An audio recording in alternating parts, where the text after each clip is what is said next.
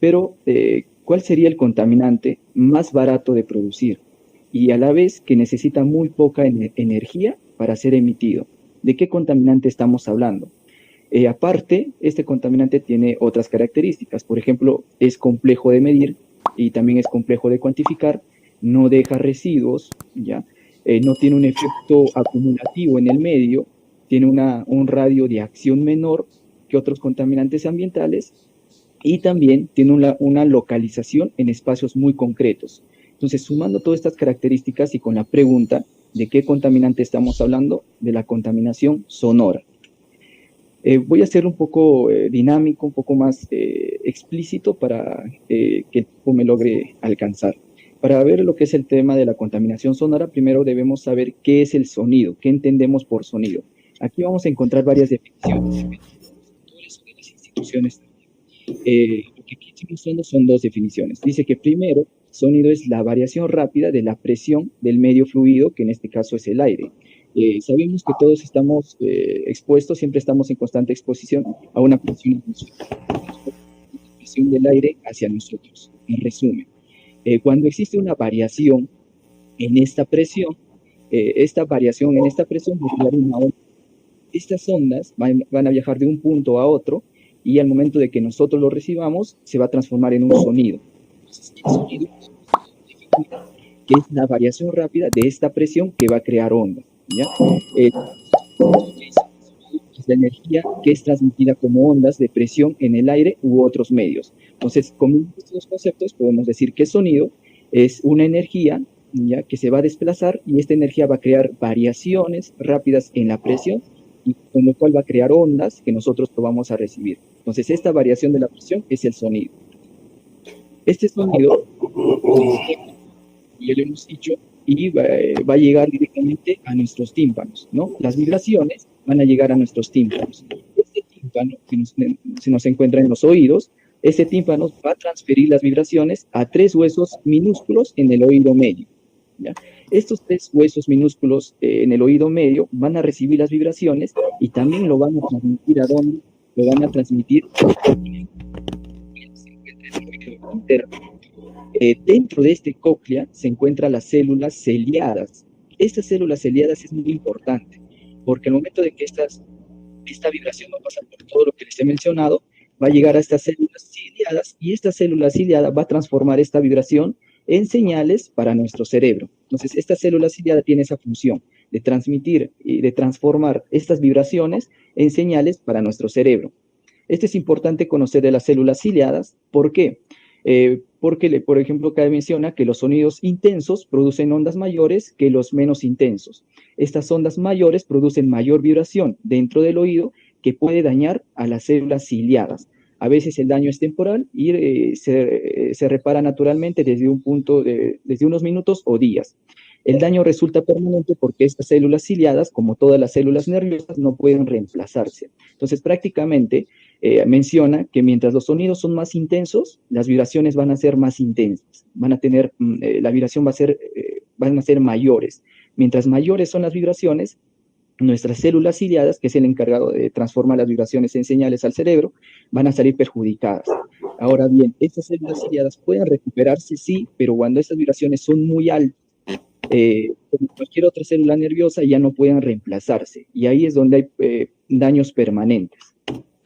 Quiero explicar un poco más lo que es el sonido mediante un gráfico, ¿ya? Y para entrar antes a este gráfico, recalcar ahí que el sonido es la variación de la presión, ¿no? Como ya le habíamos dicho, y se simplifica y lo que se logra graficar en la imagen que estamos viendo, en una onda sinusoidal.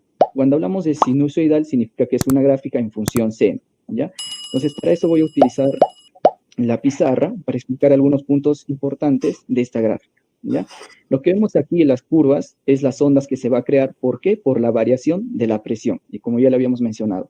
Algunos puntos importantes. El sonido, la velocidad del sonido es aproximadamente de 340 metros por segundo, ¿ya? En lo que vemos aquí en la gráfica vamos a encontrar puntos importantes. Por ejemplo, la cresta, los puntos más altos se llaman cresta, los más bajos se llaman valle. Longitud de onda es la distancia de una cresta a otra, ¿ya?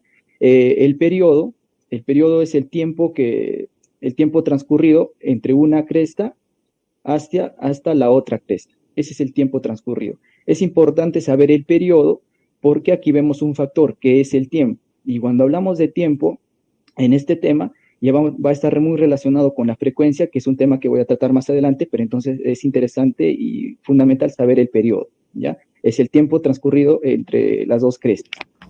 Otro punto importante aquí es la amplitud, ¿ya? La amplitud va a medir la variación de la presión. Esta es la amplitud, ¿ya? Va a medir la variación de la presión.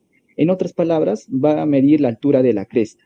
Esto lo vamos a interpretar de este lado. Mientras la cresta es más alta, la amplitud va a ser más alta. Entonces, la amplitud se va a encargar de la variación de la presión, ¿ya?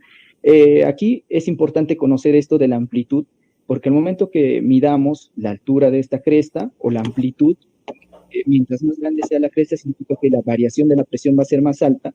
Al momento de tratar de medir esto, entramos que es una gama muy amplia para la medición, por lo cual que mediante fórmulas logarítmicas se va a simplificar y la unidad de medida se va a volver en decibeles, ¿ya? Entonces, el decibel va a ser la unidad de medida ¿de qué? De esta amplitud, de la altura de la cresta, de la variación de la presión.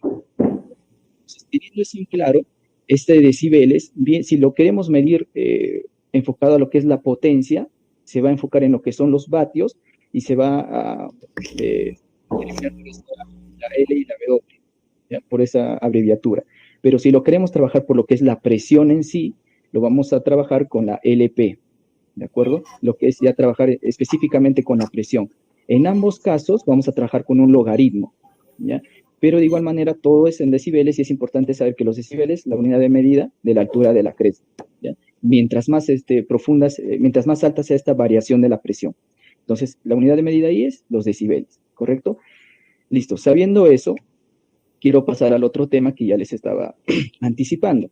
Cuando hablamos del periodo, hemos encontrado un factor, que es el tiempo. Entonces, si trabajamos que la presión, no la altura, lo trabajamos esta presión en factor tiempo, se va a volver frecuencia, ¿ya? Esta variación de la presión, si lo trabajamos en el factor tiempo, se vuelve una frecuencia, ¿ya? Entonces, aquí lo vamos a trabajar con una frecuencia y esto se va a medir por hertz, ¿ya? Por hercios. Listo, la frecuencia es el número de variaciones de la presión. Mientras más números de variación de la presión hay, la frecuencia va a crecer. En otras palabras, esta frecuencia va a medir los siglos por segundo, ¿ya? Son los hercios. Aquí también un punto importante de por qué conocer los hercios es que si el oído humano no tiene todavía la capacidad necesaria para poder escuchar todas las frecuencias que existen. Hay frecuencias muy bajas que no lo detectamos y hay frecuencias muy altas que tampoco no lo detectamos. Entonces, la frecuencia es importante por esto, ¿ya? Y es importante, por ejemplo, si son los 20 hercios más o menos no logramos escuchar y si sobrepasan los 20.000 hercios tampoco. Entonces, nosotros tenemos que regirnos a esta cantidad, a esta medida de hercios, esta frecuencia, van a ser aptas para nosotros. Entonces, recapitulando, recuerden que la presión, la variación de esta presión atmosférica, la variación de esta presión enfocado al tiempo va a ser la frecuencia, ¿ya? Esto también es importante conocerlo. ¿Por qué? Porque vamos a entrar a lo que es la ponderación. ¿Qué es la ponderación?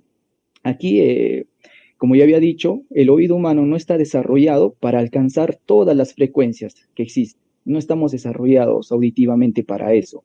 En ese caso, la ponderación divide en 3 grupos, la curva A, la curva B, la curva C, para dividir las frecuencias y a ver exactamente a qué grupo de frecuencia estamos midiendo, vamos a trabajar, ¿ya? El más usado es la curva A. ¿Por qué esta curva A es la más usada? Porque en esta curva A vamos a ver la escala más sensible del oído humano, ¿ya? El estándar del oído humano, la percepción del oído humano. Entonces, las frecuencias que son más adecuadas para el oído humano se van a encontrar en la curva A, con ponderación A, ¿ya? Entonces, por eso es importante conocer esto, ya que en muchos documentos, cuando estudiamos sonora, vamos a encontrar lo que es las decibeles y con una A al costado. Significa que los decibeles está trabajando en la ponderación A, significa que en el rango de frecuencia que va a ser más óptimo para el oído humano. ¿Listo? Entonces, teniendo en claro eso, aquí hay un cuadro donde vemos que mientras va cambiando la frecuencia, la ponderación A en decibeles también va a variar, ¿no? Si la frecuencia es muy baja, por ejemplo, de 31 Hz o 31 hercios, la ponderación va a estar en símbolos negativos, entonces no va a ser captado por el oído humano, ¿ya? Entonces ese cuadrito nos apoya para eso. Listo, entonces eso también para qué es importante saber, porque en todos los documentos que les estaba mencionando encontramos este símbolo, LAEQT. ¿Qué significa este LAEQT? Esto significa el nivel de presión sonora continua equivalente con ponderación A. ¿Qué es esto? En resumen, ¿qué significa? Este LAEQT es un indicador. Nos va a indicar a nosotros qué cosa, el nivel de presión sonora que ya lo he estado repitiendo varias veces, es un indicador entonces que nos va a indicar a nosotros el nivel de presión sonora, pero de forma continua, ¿ya? ¿Equivalente a qué? En la ponderación A. Significa que en el rango, en donde nuestro oído es más óptimo, nuestra escala sensible del oído humano es más puntual, ¿no? La ponderación A, que es favorable para nosotros. Entonces, este LAEQT significa eso, que vamos a trabajar esta frecuencia, el nivel de presión en forma continua que existe en esta ponderación, en este rango para nosotros, para nuestro oído. Es importante porque si hay un cuadro y no se encuentra este símbolo, podemos decir que no está en la ponderación A, puede estar en la ponderación B, en la ponderación C, entonces exactamente no sabemos si está enfocado hacia nosotros, hacia la ponderación de las frecuencias que es más factible para nosotros. Entonces es importante conocer esa terminología. Otro punto importante de conocer para el sonido es la atenuación debida a la atmósfera. Conforme el sonido se propaga por el aire, la energía se va disipando. ¿Qué quiere decir esta atenuación debida a la atmósfera? Significa que si el sonido sale del punto A y va al punto B, el momento que el sonido va a viajar para llegar al punto B, va a haber algunos factores que van a influir en él. Por ejemplo, la temperatura o la humedad relativa. ¿Y esto qué va a hacer? Que el sonido que sale de la A a la B no va a llegar con la misma fuerza, con los mismos decibeles. Por ejemplo, en este cuadro vemos, y para hacer un ejemplo práctico, vamos a poner que hoy día haga 20 grados centígrados, ¿ya? Y la humedad relativa la vamos a trabajar con el 70%.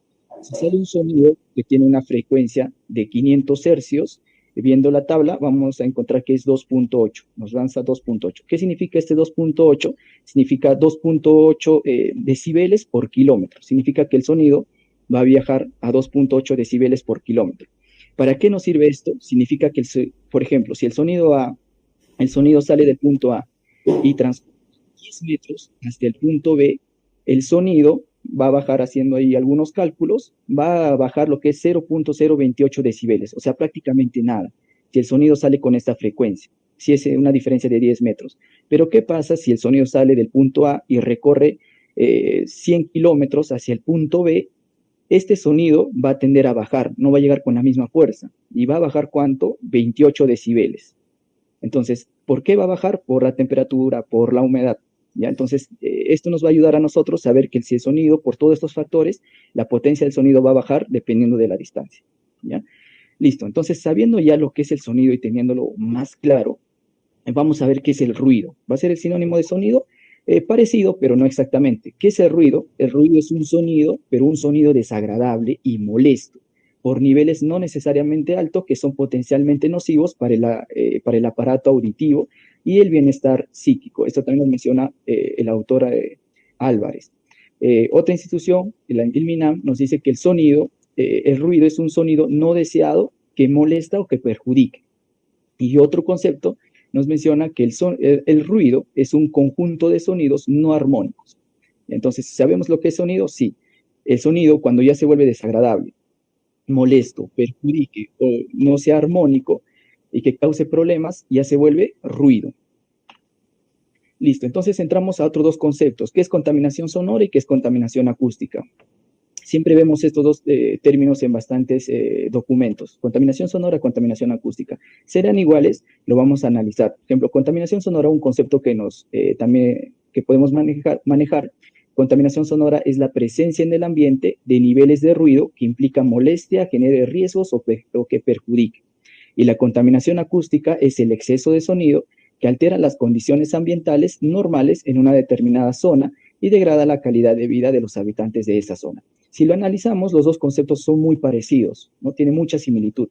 Y esto también lo trabaja la OEFA. La OEFA en sus documentos se basan en autores como Martínez Llorentes o como Jen Peters. Ya la OEFA se basa en estos dos autores, donde estos dos autores dicen que la contaminación sonora y la contaminación acústica son lo mismo, y las dos lo definen como la presencia en el ambiente de ruidos, cualquiera que sea el emisor acústico que lo origine, que implique molestia, riesgo, daño a la persona. Y un término importante ahí para subrayar, estos dos autores dicen que esta presencia de ruidos, que venga, no importa de dónde venga el emisor, o sea, no importa del punto donde venga, ¿ya? No importa del punto donde se origine este ruido, ya viene a ser contaminación sonora o acústica, ¿ya? Porque hay otros autores que mencionan que el ruido es netamente el sonido que sale de una actividad antropogénica, o sea, una actividad de nosotros mismos, de las personas. Pero esos dos autores dicen que independientemente del lugar donde se origine, ruido es ruido y ya se vuelve una contaminación sonora o acústica. Listo, ¿qué consecuencias tiene esta contaminación sonora, contaminación acústica? Los efectos más conocidos del ruido en el ámbito de trabajo son la disminución de la capacidad auditiva, ¿no? Como ya sabemos, la pérdida de la audición provocada por el ruido. Podemos sufrir una disminución de una pérdida. Esta pérdida, en términos médicos, es la hipoacusia, ¿ya? Y otro es el acúfenos. El acúfenos es esa sensación de timbre en el oído, zumbido o explosión de los oídos de manera constante. Entonces son algunas consecuencias que vemos ahí. Referencias normativas. Como siempre, todo basándonos en la Constitución del 93, ¿no? Y de ahí va a ramificar algunas normativas. En este caso, el Decreto Supremo 085 del 2003, ¿no? El Reglamento de Estándares Nacionales de Calidad Ambiental, aquí donde nos va a salir estos estándares nacionales para lo que es el ruido, ¿ya? Y aquí, si nosotros podemos ver, en este Decreto Supremo, vemos esta terminología y ya sabemos la importancia de esto. Correcto, entonces, esta normativa nos va a dar estos estándares nacionales, ¿no? Aquí vemos las zonas de aplicaciones y los valores expresados en la terminología que ya manejamos. Zonas de aplicaciones, zonas de protección especial, zona residencial, zona comercial, zona industrial, ¿de acuerdo? Y cada uno tiene su propio valor, debe ser de forma diurna o de forma nocturna. Las zonas de protección especial, ¿cuáles son las zonas de protección especial? Los establecimientos de salud, los hospitales, escuelas, asilos, orfanatos, ¿ya? Entonces ellos van a tener sus propios valores. La zona de aplicación residencial, donde hay viviendas, ¿no? Zona urbana, donde hay casas, zona residencial. Zona comercial, donde hay una actividad de venta, ¿no? Y la zona industrial, donde hay actividades industriales. Entonces, cada uno de ellos va a tener sus propios valores, ya sea diurno o nocturno, ¿no? Y van a ser los máximos estándares a lo que queremos disminuir y llegar, ¿no? Trabajarlo. Listo. Instrumentos de la medición. Hay dos instrumentos que quiero tocar, el sonómetro y el dosímetro.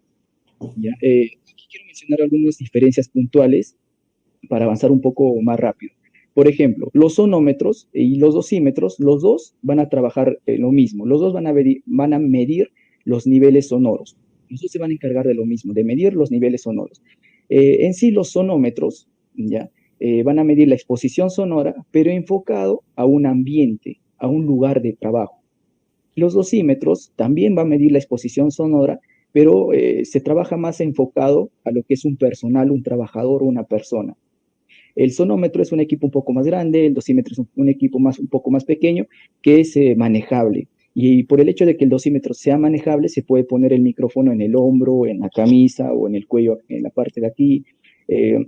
Hay algunos que lo ponen también en el cinturón. No, lo recomendable es lo más pegado al oído del trabajador, pero que no imposibilite su trabajo, ¿ya? Lo bueno del dosímetro, como les estaba mencionando, va a medir esta exposición sonora en el trabajador y podemos saber en cuánta exposición sonora está expuesto, ¿ya? En cuánto es su exposición sonora en un día laboral completo. Entonces, por ejemplo, de 8 horas, el trabajador de 8 horas, a cuánta exposición sonora está expuesta este trabajador. Entonces, para eso va a ser más beneficioso el trabajo del dosímetro. Y el sonómetro se trabaja más en ver la exposición sonora, pero en un lugar, en un ambiente de trabajo. ¿Listo? Entonces, correcto. Mencionado eso, quiero pasar al segundo tema que también me tocó, que son los procesos industriales y combustión en la contaminación del aire. Aquí vemos que el sector industrial, pues, como ya sabemos, es una de las principales fuentes antropogénicas responsables de ¿qué? De la contaminación atmosférica. Esto se debe sobre todo a ¿qué? A la utilización de combustibles fósiles, ¿ya? Pero también existen otros procesos diferentes a la combustión que también contribuyen significativamente a las emisiones de estas plantas. Los procesos implicados en los distintos sectores industriales pueden clasificarse en tres. En uno, procesos de combustión sin contacto. Aquí es donde se emplea para producir energía térmica. El otro, almacenamiento de compuestos orgánicos volátiles. Aquí vamos a encontrar un término que es la emisión fugitiva, que lo vamos a ver más adelante, pero es importante ya manejarlo, emisión fugitiva. Y el otro son otros procesos que está más enfocado en dependiendo de cada sector. Para pasar un poco y avanzar un poco más rápido, los procesos de combustión sin contacto. Aquí se entiende que sin contacto a la combustión que se realiza en hornos en la que ni las llamas ni los gases de combustión entran en contacto directo con las materias tratadas en el horno. Al no tener este contacto, por eso se dice proceso de combustión sin contacto. ¿Ya? Los factores de emisión para procesos de combustión sin contacto, ya sea caldera, hornos de presión, turbinas de gas y motores de combustión interna, vienen dados en función a qué? En función de del combustible consumido y las características del equipo. Listo, el otro era el almacenamiento de compuestos orgánicos volátiles. Aquí se debe a la pérdida evaporativa del líquido durante su almacenamiento y durante las operaciones de llenado y vaciado. Es decir, en el transcurso de las etapas de las operaciones, va a haber pérdidas evaporativas. Y estas pérdidas evaporativas son las que producen la contaminación, ¿no? La presencia de estos compuestos orgánicos volátiles está fundamentalmente influenciada por actividades en las que se empleen disolventes orgánicos. Aquí habíamos dicho que hay un término, ¿no? Lo que es fugitivas, las emisiones fugitivas. Estas emisiones fugitivas producidas en tanques varían en función de la capacidad del depósito, la almacenada, la tasa de utilización del tanque y las condiciones atmosféricas en la localización del tanque. Entonces, mediante esto, siempre va a haber algunas emisiones fugitivas que van a escaparse, ¿no? Van a salir y es inevitable, y esto va a producir los contaminantes. Listo, y en otros procesos hemos visto que dependiendo de cada sector va a tener sus propios contaminantes. Por ejemplo, la producción de energía eléctrica. Aquí los principales contaminantes para la producción de energía eléctrica pueden ser el dióxido de azufre, los óxidos de nitrógeno, arsénico, cadmio, mercurio, plomo, níquel, metano, monóxido de carbono, óxidos de nitrógeno y amoníaco, ¿no? Entonces son algunos principales contaminantes generados ahí. Otro sector, la industria petroquímica. Dentro de este sector se ven actividades, por ejemplo, de refinado de petróleo, fabricación de productos petroquímicos, la extracción de gas, almacenamiento y consumo al consumidor de los combustibles. Entonces, durante todas estas actividades que está dentro solo de esta industria petroquímica, se realiza contaminantes. Otra industria, el cemento, lo que es cal y yeso. Otra, las industrias químicas. Estas industrias químicas están, por ejemplo, por las fábricas que producen los químicos básicos. Cuando hablamos de químicos, nos referimos a los ácidos sulfúricos, a los ácidos fosfóricos, amoníaco, cloro, ¿no? Otra fabricación de fertilizantes, otra de pinturas, productos farmacéuticos, productos de limpieza y jabones, plásticos y resinas sintéticas. Otra industria es las industrias de materiales no metálicos, por ejemplo, la fabricación de ladrillos, la fabricación de cerámicas, de hormigón y la industria de vidrio.